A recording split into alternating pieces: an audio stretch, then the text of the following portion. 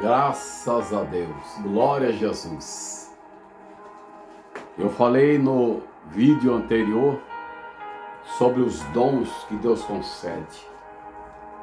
E agora eu quero falar sobre a unção. Dá um entender que o dom e a unção é a mesma coisa. Mas eu vejo algumas diferenças e eu quero passar isso para nós, obreiros, para os cristãos. No vídeo anterior, estou dizendo que Deus deu uma unção para Eliseu, que Deus concede dons a quem pede, a quem busca. Como também eu disse no vídeo anterior, que tem pessoas que quando aceitam o Senhor Jesus, quando aceitam a salvação, já vi casos de Deus conceder dons naquele momento que a pessoa aceitou Jesus. Ele já passa a ser um portador, além da salvação, de alguns dons divinos. Isso compete a Deus, que Ele é soberano. Ele dá a quem quer, quando quer e como quer. Amém? Agora eu quero ler aqui em Mateus, Evangelho de Mateus, capítulo 10, versículo 1. Jesus dizendo: E chamando seus 12 discípulos, deu-lhes poder sobre os espíritos imundos para os expulsarem e para curarem toda enfermidade e todo o mal. O que nós entendemos aqui? Jesus, chamando os discípulos, ele deu um poder, uma autoridade, uma virtude, uma unção, para que no nome de Jesus operasse maravilhas, milagres, curas e libertação de pessoas oprimidas pelos demônios. Agora, você lendo a Bíblia em Mateus, você vai também observar que lá na frente alguns discípulos não conseguiram expulsar um tipo de demônio em um rapaz em que o pai levou aos discípulos e passaram o dia quase todo e não conseguiram expulsar.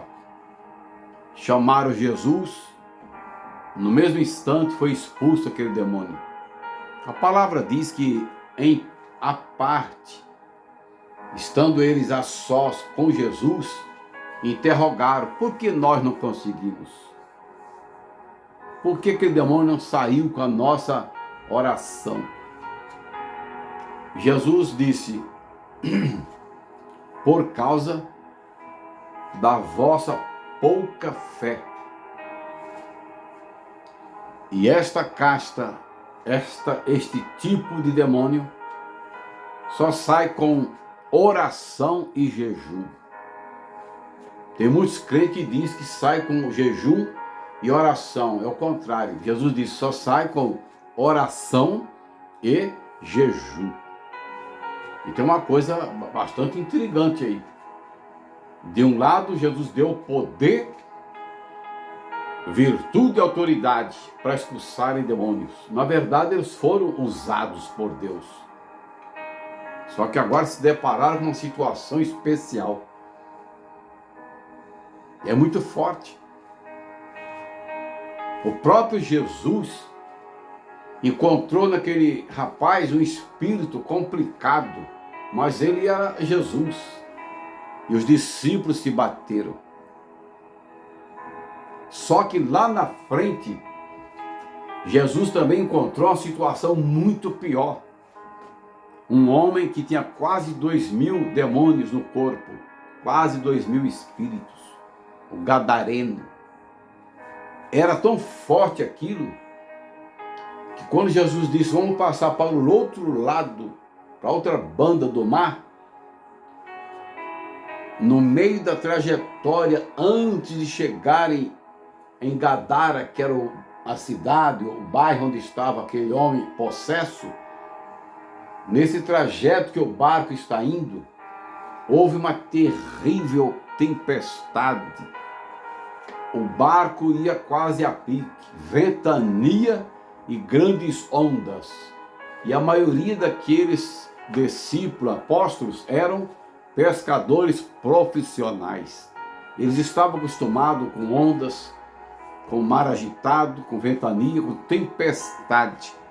Mas por que ali foi diferente? É porque ali nós sabemos que o diabo não queria que eles chegassem lá em Gadara para expulsar o demônio daquele homem possesso. Então o próprio Espírito agitou ventos e tempestade nas águas, como que o impedimento para eles não chegarem lá. Observem que nessas alturas Jesus já havia preparado eles. Vejam que diante de Deus eles chegaram em Gadara. Jesus chegou em Gadara. E o homem tinha uma alta legião de demônios. Ali foi expulso e aquele homem foi liberto. Quer dizer, Jesus encontrava diferentes classes de demônios. E ele preveniu os apóstolos. Aquela casta lá atrás que eu disse, que os discípulos tiveram dificuldade, precisaria de muita oração e jejum. Então eu pego tudo isso aí e quero falar sobre unção. Quando eles receberam de Jesus o poder para expulsar demônios, ali foi uma permissão, uma força para libertar os doentes e oprimidos pelos demônios. Só que eu quero falar sobre agora a unção. Onde está o segredo? Qual é a diferença aí? Vamos pensar numa ferramenta que a pessoa usa constante, mas ela precisa, falando-se em serrote, já foi falado isso aqui tempos atrás sobre isso aí, mas com outra dimensão hoje.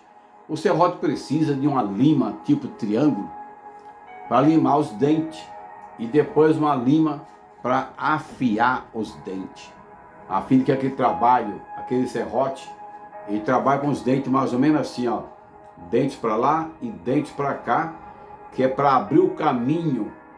O serrote tem uma espessura, questão de milímetros, e se for sem aqueles dentes, é como se fosse uma faca cortando a madeira, então não consegue.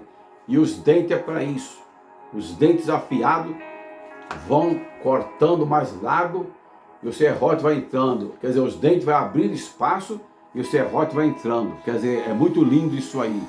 Mas precisa desse triângulo e esta lima. Uma lima triângulo para afiar aqueles dentes que são tipo em V. Agora, o que quer dizer isso aí? O que tem a ver isso aí com a unção?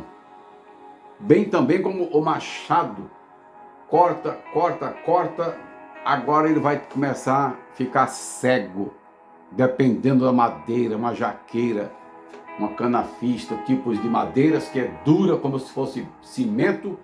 O machado vai perdendo o corte e vai ficando totalmente cego.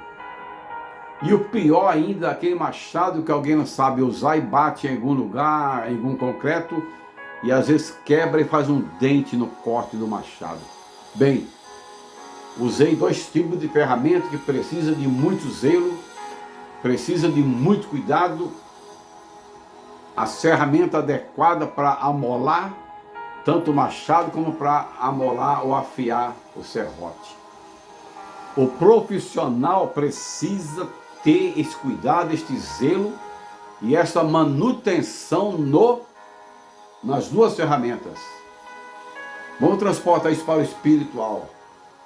O que é o serrote ou o machado? É justamente o dom.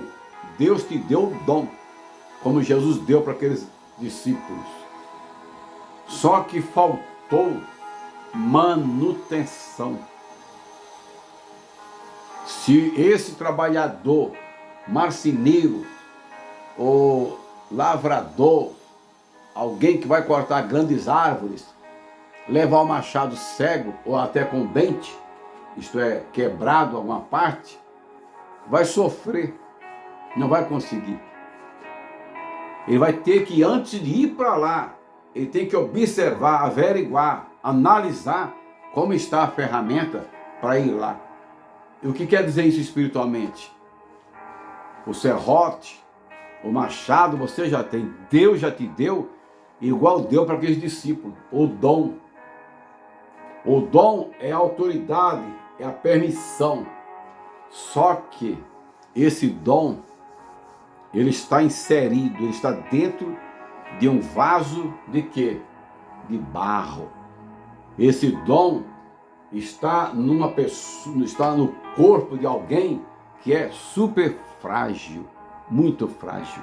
Nós somos falhos, fracos, a gente peca todo instante, todo momento, e de repente esse dom ele permanece com a gente, mas muitas das vezes sem a sua eficácia, sem o aperfeiçoamento. Está ali o dom está ali, mas está faltando afiar, está faltando amolar. Os discípulos estavam com os dons, mas chegando lá se depararam com situação forte. Se eles estivessem dando manutenção nos dons, não ia ter aquele problema. Falando espiritual, qual é a manutenção para o dom? Para a ferramenta é uma lima, para afiar, e o espiritual? O que é que Paulo diz? Apresentar o corpo em sacrifício. Por que não falou apresenta a alma em sacrifício? Não. Da onde que veio a alma? Veio da terra? Da onde veio o espírito de vida? Veio da terra? Não. Veio do céu, veio lá da glória. E o que é que veio da terra? Eu, você, nós, fruto de barro, fruto de terra. Então o apóstolo Paulo está nos advertindo que esse corpo é um grande obstáculo para o dom de Deus funcionar em nós. Está vendo aí? O dom foi dado, está com a gente. Mas na hora de operar esse dom,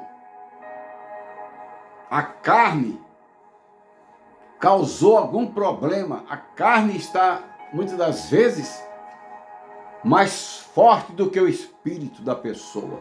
A carne pode estar falando mais alto do que o espírito da pessoa.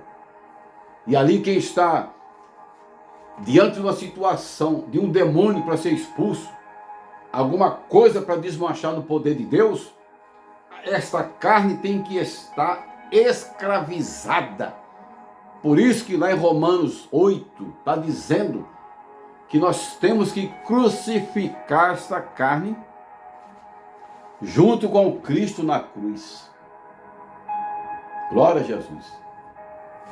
Crucificar a carne é você ter o pleno entendimento que você tem capacidade de sacrificar a sua carne com seus pecados e as suas falhas, as infantilidades, as fantasias.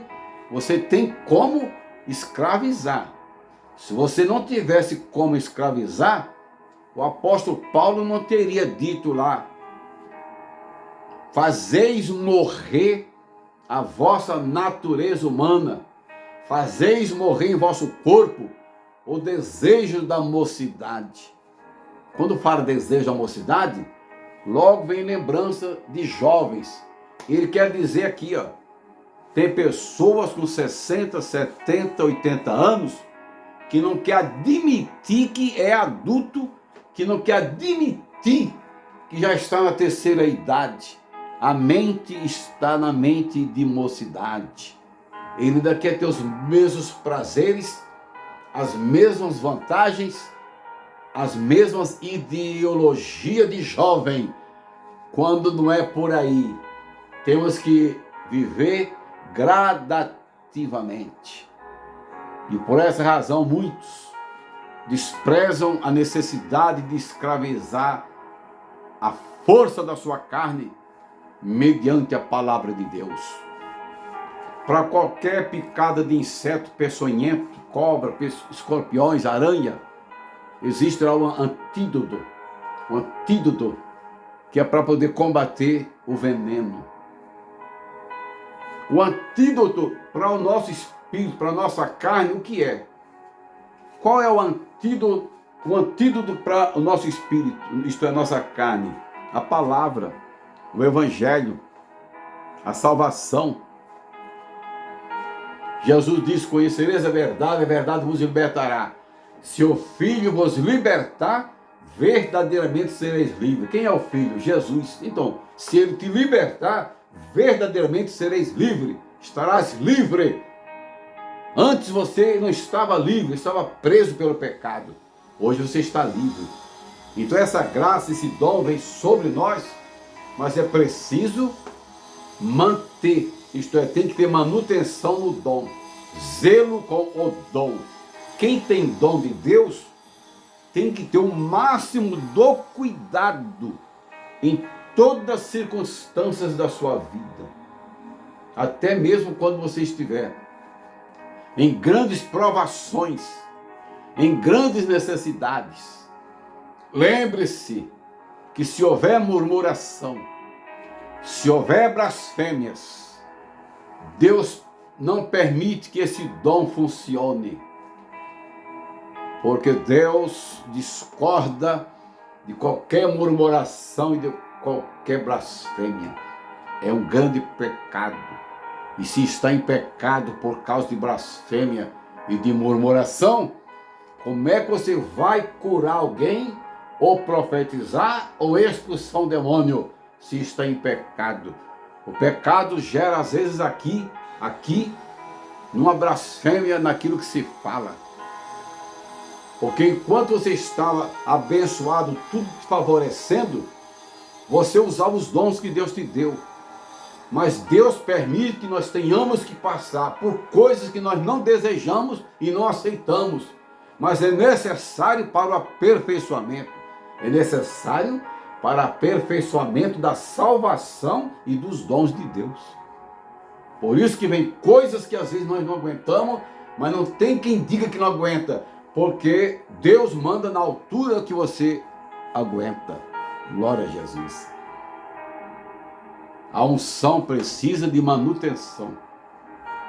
Qual é a manutenção? Você tem que ter momentos com Deus. Você tem que ter momentos a sós com o Espírito Santo. Você tem que ter uma liberdade tão grande com o Espírito Santo e admitir que você nunca vai ver ele pessoalmente. Não, ele é um espírito, ele é uma pessoa, ele é um ser. Ele fala, ele pensa, ele sente, ele chora, ele conversa, mas em espírito com o nosso espírito. Essa interação do Espírito Santo com o nosso espírito aqui na mente, é preciso que você dê tempo, dê vazão. É preciso que você realmente se desmanche perante Deus e esteja isolado em um lugar de oração. Ali é você a sós com o Espírito Santo. Lembra do seu momento íntimo para quem é casado? Aquele momento você quer misturar com outros assuntos? Aquele momento íntimo com seu esposo, sua esposa, você quer alguém sentado ali conversando, você quer usar a sua mente? Não, ali é momento exclusivo e especial. Mas isso é coisa da terra ainda. Uma vida a dois. Eu estou falando de algo do céu. Algo do céu. Quando você levar a sério e falar, eu vou consagrar um lugar para eu ter minha vida a sós com Cristo, a sós com o Espírito Santo. Tudo que você fala com o Espírito Santo, você fala na mente e em pensamentos. Mas o gostoso e o maravilhoso é você saber, eu estou aqui, fechei a porta e eu quero conversar contigo, Espírito Santo. Quero conversar contigo, Espírito Santo. E ali você passa a falar, Senhor, tu me deste um dom. E nas minhas fraquezas, nas minhas falhas, Eu percebo que eu não estou no grau, eu sei que o dom está comigo, mas eu preciso de uma nova unção, uma virtude, um poder para usar esse dom. Quando o sacerdote Eli, vendo aquela irmã dentro da igreja, todo dia orando, todo momento orando, pedindo a Deus um filho, ela jejuava, ela orava pedindo a Deus um filho. E o sacerdote Eli, um grande homem de Deus, um dia disse para ela: minha senhora, para com essa embriaguez. A mulher olhou para o sacerdote dentro do templo e disse: tua serva não está embriagada. Ela não desqualificou a posição dele de sacerdote, porque ela disse para ele, meu Senhor. Ela viu ele como representante de Deus e ela disse, meu Senhor, tua serva. Quer dizer, ela se viu serva dele, porque ele representava Jesus. Tua serva não está embriagada. Tua serva está em fel de amargura. Porque tua serva quer ter um filho, quer gerar um filho e é estéril. Quando o sacerdote entendeu, ele disse, vai em paz, porque a seu tempo dará à luz um filho. Quando ele disse a palavra, vai em paz, ali é uma unção que saiu dele. Uma virtude saiu dele e entrou no órgão daquela senhora, no ventre dela, e curou da esterilidade. E quando ela chegou em casa, falou com o marido, e dali para frente ela se engravidou. Agora, onde eu quero chegar? O sacerdote era homem de Deus. Por que será que ele não discerniu? Por que será que ele disse a ela, para com essa tua embriaguez? Será que não dava para ele analisar que ela estava dentro da igreja, buscando? É o tal negócio, o dom estava com ele, faltava uma unção. Ele estava talvez a cabeça fora do plano dos projetos. 5 minutinhos que a gente sai fora, 5 minutinhos que a gente sai fora. Ele falou uma coisa que jamais deveria falar. Para com essa embriaguez. Nós obreiros, quantas das vezes falamos que não é para falar?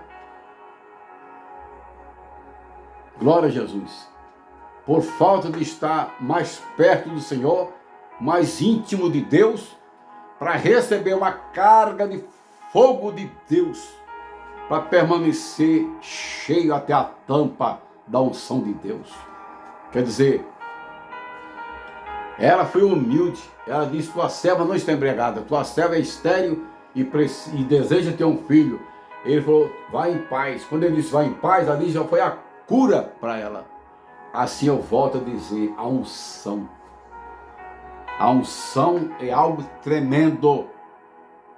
Você ora à distância, ou ora perto, ou você ora pelo celular e alguém é curado em outro país. A unção. Agora, o dom está ali. Eu costumo dizer para os irmãos quando estão na igreja, trabalhando, fazendo construção de templos, igrejas, que quando estiver parado, põe a enxada para cima e pega no bolso o triângulo que é a lima e começa, começa a pensar com o irmão, Jesus é bom, e está ali trabalhando. O irmão está conversando uma história, sim, é verdade, glória a Jesus, está amolando a enxada. Quer dizer, o dom de Deus está com você. Dom da cura, do milagre, da profecia, do discernimento, da interpretação de língua, o dom da fé, o dom da ciência, tudo está, mas eles precisam de manutenção. Qual é o dia que você disse, hoje o jejum é para o dom da palavra, hoje o jejum é para o dom da cura? Ou você pensa que curar uma dor de dente, ou você pensa que curar uma dor nos ossos é a mesma coisa de curar a diabetes? A maior porcentagem de doentes no mundo, cada vez está crescendo, a diabetes, o câncer, então nem se fala. Será que uma oraçãozinha, um foguinho de vela, vai queimar isso aí? Vai expulsar, vai sarar? Não. O próprio Jesus disse para os discípulos, esse tipo de demônio aí, ó, é com oração e jejum. E o que é que eles estavam fazendo já há mais de 3 anos com Jesus? Todo momento Jesus está dizendo, vamos orar. E subiu no monte e disse para eles, fica aí um pouquinho que eu vou orar mais à frente. Jesus voltou, ele estava fazendo o quê? Alguém se lembra aí? Quem lê a Bíblia? Eles estavam falando línguas estranhas, glorificando, cantando? Não, estavam dormindo. Ninguém estava a sós com Deus, estavam dormindo. E depois querem expulsar demônio. Tem pregador, tem obreiros, que à noite ele vai pregar no culto. Tem pessoas que é convocado para pregar em tal lugar. Ele fica aí 2 dias na Bíblia, vasculhando a Bíblia. Isso nada funciona, nada. Primeiro porque tudo que você põe de leitura, fica só aqui, ó, na mente. Você não sabe, você não conhece o ventre das ovelhas que estão lá. Só quem conhece o ventre das ovelhas é o Espírito Santo. Você enche a cabeça de esboço e chegando lá, não é nada daquilo. Deus quer dar leite para alguém que está lá. Jesus quer dar uma papinha para quem está lá, doente, ferido por causa de uma palavra, ferido por causa de uma tribulação, e não aguenta uma palavra forte, e você vai como que uma granada para dar uma palavra explosiva naquela igreja, quando que você pode até matar. Tudo isso é falta de quê? Orar. Ler a Bíblia tem que orar, tem que ler mesmo, mas está faltando orar, está faltando jejuar, está faltando ter mais tempo com Deus. Você precisa até mesmo entender que na época que tem um jogo e você é um pregador da palavra, eu não tenho nada contra jogo, mas você tem que lembrar que aquelas 2 horas que você ficou ali, desconta isso aí depois, lá no chão. Desconta isso aí. Faz 2 horas também de jejum. Faz 2 horas de oração ajoelhado. O que é que você conhece de oração? Você sabia que a oração tem estágios? Você, obreiro, pastores, missionárias, diácono, evangelista, presbítero, cantores, músico, porteiro, tesoureiro, secretário, vocês que são cristãos, vocês conhecem os estágios que tem na oração? Oração tem estágios. Oração tem patamares. Assim que dobramos os joelhos, nós estamos como com uma caçamba, aquela que coloca tudo com a tranqueira ali dentro. Quando a gente dobra o joelho, aqui é uma caçamba cheia de tudo quanto não presta. Pensamentos, malícia. E eu estou falando com o cristão, não vai dizer que não, que isso é verdade. Glória a Jesus. Cheio de tanta coisa. No próprio culto, a pessoa peca, malicia, observa, murmura, blasfêmia. Então a pessoa vai dobrar o joelho para orar, isso aqui está igual uma caçamba, cheio de tranqueira. Você tem que virar a boca da caçamba para lá, ó. Não é virar a cabeça, virar pelo Espírito. Senhor Deus, limpa a minha mente, limpa essa caçamba, jogo tudo fora agora, porque eu quero orar, quero buscar. Naquele momento, o Espírito Santo é o primeiro a descer, porque ele já muito desejava você abrir liberdade para ele. Agora ele desce na sua mente e começa a limpar. Aí agora a sua oração começa a ficar leve. Você vai começando a ter uma leveza na oração. Você agora, depois da leveza, vem desejo de chorar. O desejo de chorar é obra do Espírito Santo de Deus. O desejo de chorar é o Espírito Santo trabalhando. Amém?